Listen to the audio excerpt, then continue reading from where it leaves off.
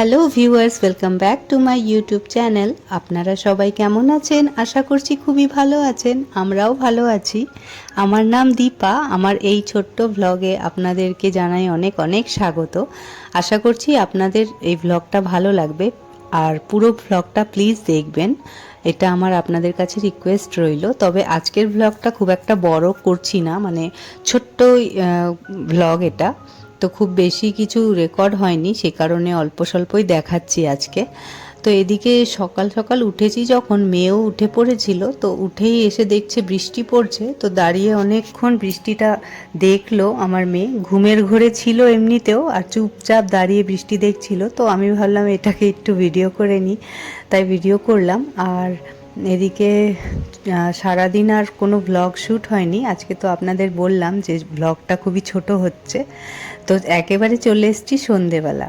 তো সন্ধেবেলায় এই বিছানার চাদরটা অনেক দিন হয়েছিল, তো পাল্টানো হয়নি, তো ভাবলাম আজকেই সুযোগ আছে পাল্টে দিই।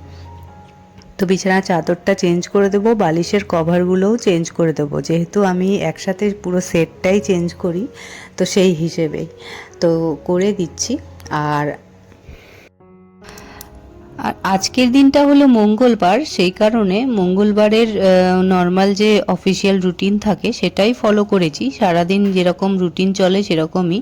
তো আমি আপনাদেরকে আগের দিন বলেছিলাম যে আমার মেয়ের একটু শরীরটা ম্যাচ ম্যাচ করছিল, ঠান্ডা লেগেছিল, তো ওই রাতে যে তেল ভালো করে ডলে দিয়েছিলাম, তারপর খুব কেয়ার করা হয়েছে, আমি করেছি কেয়ার, জয়তিদি করেছে, সেই থেকে একটুখানি আজকে একটু বেটার হয়েছে শরীরটা। তো আজকে একটুখানি ঠিকঠাক রয়েছে, আর সময়ের সাথে আরও নর্মাল হয়ে উঠবে, সুস্থ হয়ে উঠবে।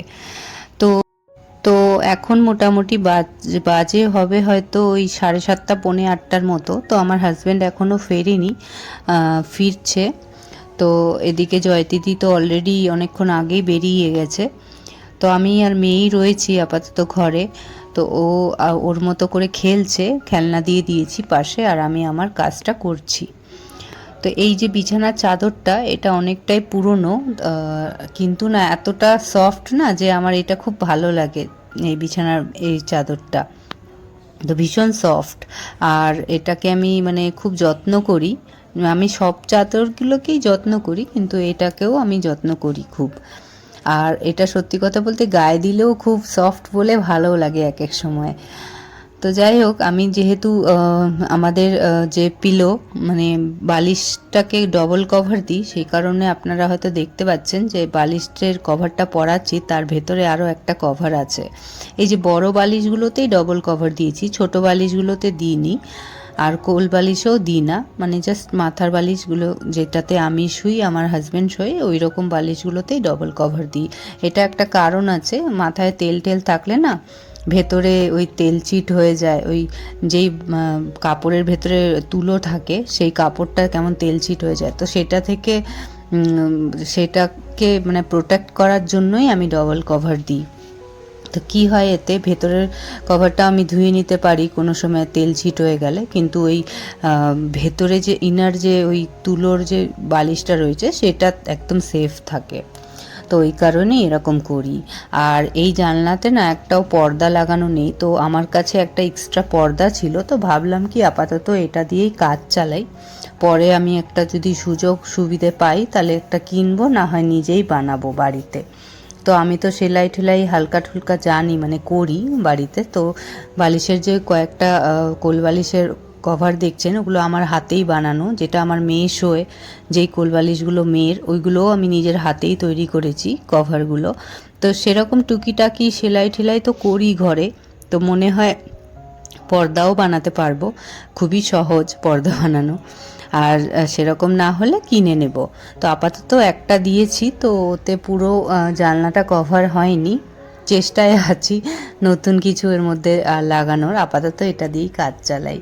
আর এদিকে দেখছেন আমি রাতের রান্না করছি, তো আজকে হচ্ছে ঢ্যাঁড়স পোস্ত আর রুটি।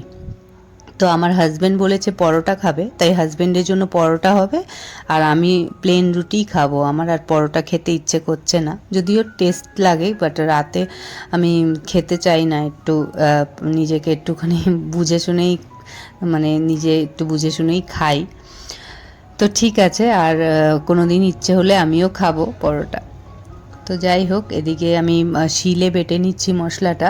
আমি মিক্সিতে করি না, কারণ কি পোস্তটা মিক্সিতে করলে না খুব একটা মিহি হয় না। তবে আমি শুনেছি এরকম যে প্রথমে ড্রাই করে গ্রাইন্ড করলে পোস্তটা ভালো মিহি হয়, তারপরে ওতে একটুখানি অন্য জিনিস যেমন লঙ্কা টঙ্কা দিই, তো সেগুলো দিলাম, তারপরে একটু সামান্য জল দিলাম, শেষে ওরকমভাবে পেস্ট করলে ওটা আরও মিহি হয়। তো এই জিনিসটা আমি মিক্সিতে করে দেখেছি, করিনি তা না, অনেকবারই এরকমভাবে ট্রাই করেছি, কিন্তু যবে থেকে এই শিলটা আমি ওই উপরে স্ল্যাবে রেখে বাটতে শিখেছি, মানে আগে তো নিচে বসে বাটতাম শিলে, তো খুব কষ্ট হতো, তখন আমি মিক্সিতেই ট্রাই করতাম, কিন্তু যবে থেকে এইখানে উপরে স্ল্যাবের উপর রেখে আমি বাটতে শুরু করেছি, তবে থেকে আমার এটা এখন একটু সহজই লাগে, দাঁড়িয়ে দাঁড়িয়ে বেটে নিই, তো যে কারণে আমার এখন মনে হয় যে মিক্সির থেকে এটাই বেশি আমার কাছে ইজি। তো সেই জন্য আমি বেশিরভাগটাই হয়তো আপনারা দেখেছেন যে আমি শিলেই বাটি মশলা। আর এদিকে ঢ্যাঁড়সটা প্রথমে ফ্রাই করে নিলাম, কালো জিরে ফোড়ন দিয়েছিলাম। তো আজকে টমেটো ছিল না বাড়িতে, তো টমেটোটা বাড়ন্ত হয়েছে, তো ভাবলাম যে টমেটো ছাড়াই করি, তো দু চারটে কিশমিশ দিয়েছি তার বদলে অবশ্যই, আর কাজু দিয়েছি পোস্ততে। তো সব মিশিয়ে আমি বেটে নিয়েছি ভালো করে, দিয়ে মশলাটাই আমি ছেড়ে দেবো এর মধ্যে। প্রথমে একটুখানি ঢ্যাঁড়সগুলোকে ফ্রাই করে নিই, এমনভাবে ফ্রাই করব যে একটু নরম হয়ে যাবে ঢ্যাঁড়সগুলো, খেতে ভালো লাগে সেটা। আর এদিকে রুটিটাও হচ্ছে, আর প্রত্যেকটা রুটি কত সুন্দর ফুল ছিল, মানে আমি এভাবেই একটা একটা করে করি, একসাথে ভাজতে আমি পারি না ওভাবে, ওই যে চাটু সরিয়ে এক একজন ভাজে না, ওইটা আমি সত্যি কথা বলতে কোনো দিন করিনি, আমি ওটা পারি না, আমি এভাবেই প্রথম থেকেই রুটি করি একটা একটা করে, আর এটা ফোলেও খুব, আর রুটি খুব নরমও থাকে, সেই জন্য আমি এভাবেই বানাই, এভাবেই মাকে দেখে এসেছি, তো তাই এভাবেই শিখেছি।